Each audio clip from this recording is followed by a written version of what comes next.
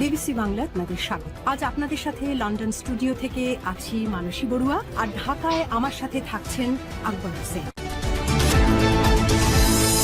বাংলাদেশের সর্বশেষ গুরুত্বপূর্ণ আপডেট সংবাদে আপনাকে স্বাগত। শুরুতেই সংবাদ শিরোনাম, পরে বিস্তারিত।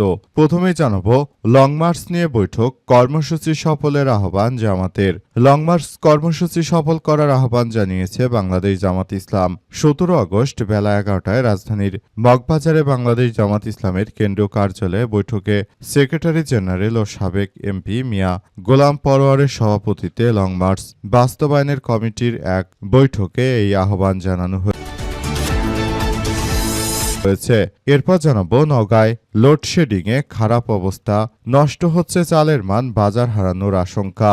সারা দেশ জুড়ে যেভাবে এক ভয়াবহ বিপর্যয়কর পরিস্থিতির সৃষ্টি হয়েছে, এখান থেকে যদি এই সরকার বেরিয়ে আসতে না পারে তাহলে এক ভয়াবহ বিপর্যয়কর পরিস্থিতির মধ্যে পড়তে হবে বাংলাদেশকে, এমনকি দুর্ভিক্ষ আসতে পারে।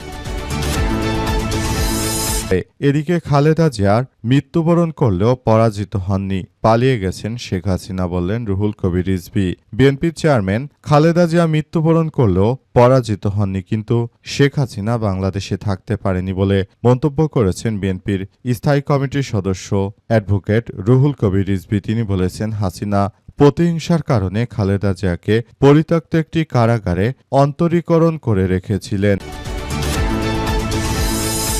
এবারে জানাবো টেস্ট পরীক্ষার নামে শিক্ষার্থী ছাঁটাই, শতভাগ জিপিএ 5 পাওয়া নাসিমা কাদির মোল্লা স্কুলকে শোকজ নোটিশ। নরসিংদীর নাসিমা কাদের মোল্লা হাই স্কুল অ্যান্ড হোমসে চলতি বছরে মাধ্যমিক স্কুল সার্টিফিকেট বা এসএসসি পরীক্ষায় শতভাগ জিপিএ 5 অর্জনের নেপথ্যে নিয়ম বহির্ভূত কৌশল অবলম্বনের অভিযোগ উঠেছে। এই ঘটনায় সার্বিক সত্যতা যাচাই ব্যাখ্যা চেয়ে প্রতিষ্ঠানটির কাছে কারণ দর্শানোর নোটিশ বা শোকজ দিয়েছে ঢাকা মাধ্যমিক ও উচ্চ মাধ্যমিক শিক্ষা বোর্ড। আজ ঢাকা বোর্ডের এক অফিস আদেশে কারণ দর্শানোর নোটিশ দেয়া হয়।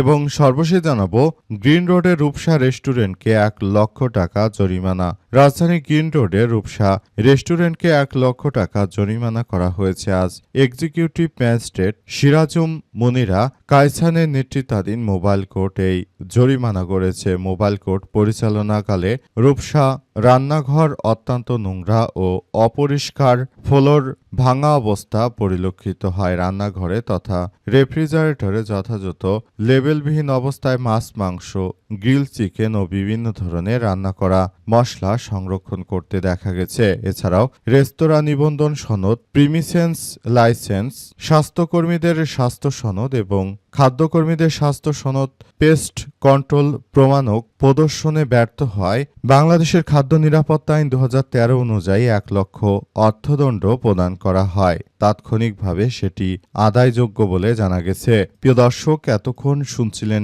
সংবাদ শিরোনাম, এবারে বিস্তারিত। তবে তার আগে বন্ধুরা অনুরোধ থাকবে এই সংবাদটিতে একটি লাইক দিন। এই চ্যানেলে আপনি নতুন হয়ে থাকলে আমাদের সংবাদটি দেখতে দেখতে চ্যানেলটি সাবস্ক্রাইব করে রাখুন। কমেন্ট করে বন্ধুরা আপনার মূল্যবান মতামত জানিয়ে দিন আপনি বিশ্বের কোন দেশ থেকে বা বাংলাদেশের কোন স্থান থেকে আমাদের সংবাদটি দেখছেন এবং শুনছেন।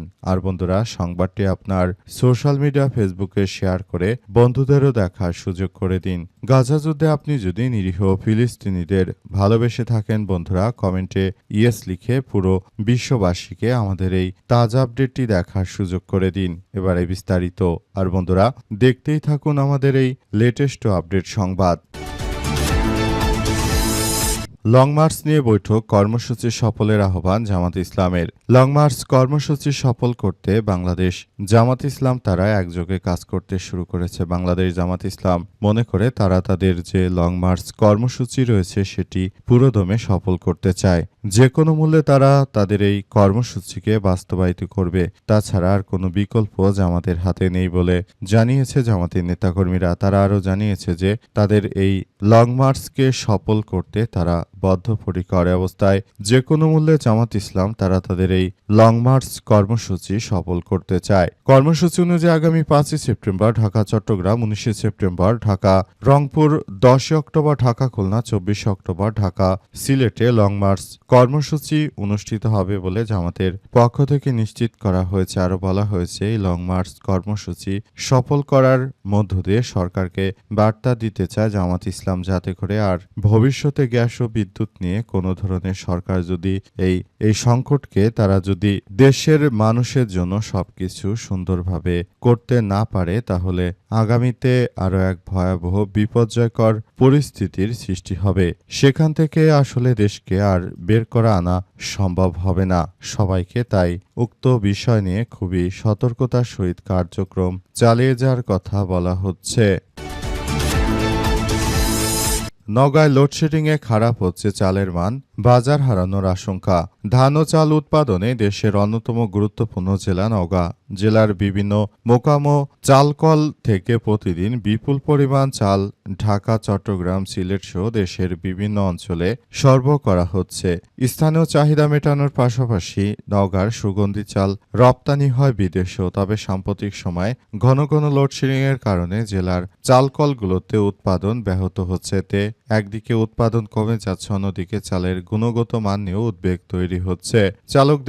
মালিকদের তথ্য মতে নওগাঁয় 52টি অটোমেটিভ রাইস মিল, ছোট বড় প্রায় 350 চালকল সচল রয়েছে।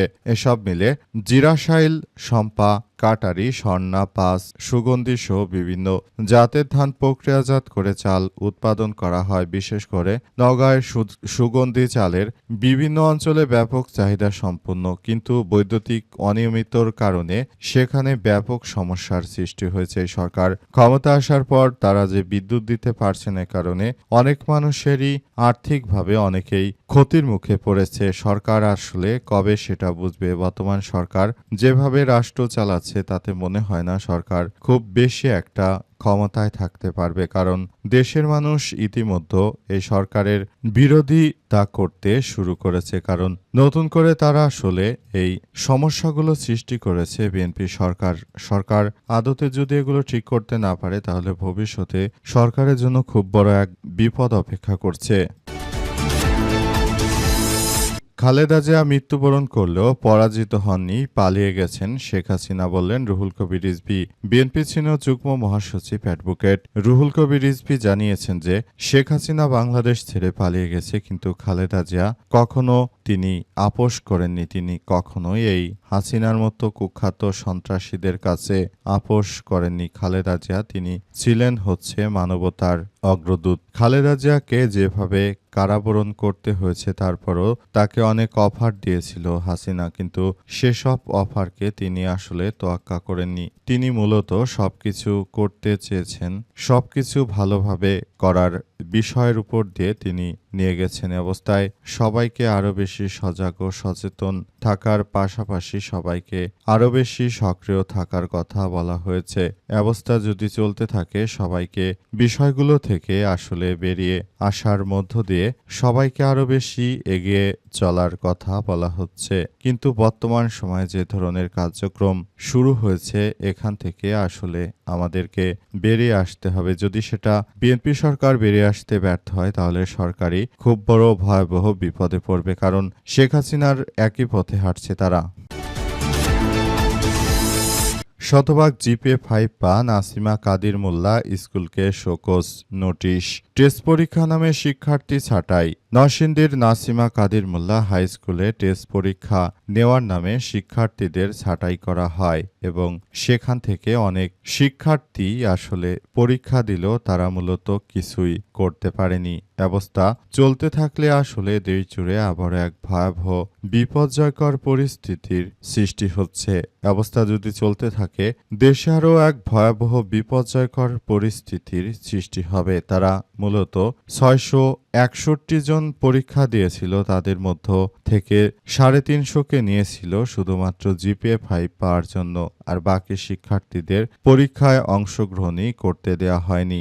অবস্থা যদি আসলে চলতে থাকে তাহলে ভবিষ্যতে আরও এক ভয়াবহ বিপর্যয়কর পরিস্থিতির সৃষ্টি হবে।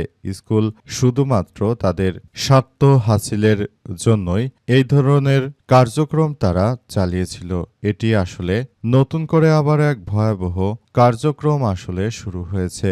অবস্থা চলতে থাকলে তাহলে কেউ আর ওই বিদ্যালয় থেকে আসলে আর পরীক্ষায় অংশগ্রহণ করবে না, তাই সেখানে শোকজ নোটিশ দেয়া হয়েছে। আরো বলা হয়েছে যাতে করে ভবিষ্যতে এটি করা আর না হয় সেটি খুবই গুরুত্ব সহকারে দেখভাল করা হচ্ছে।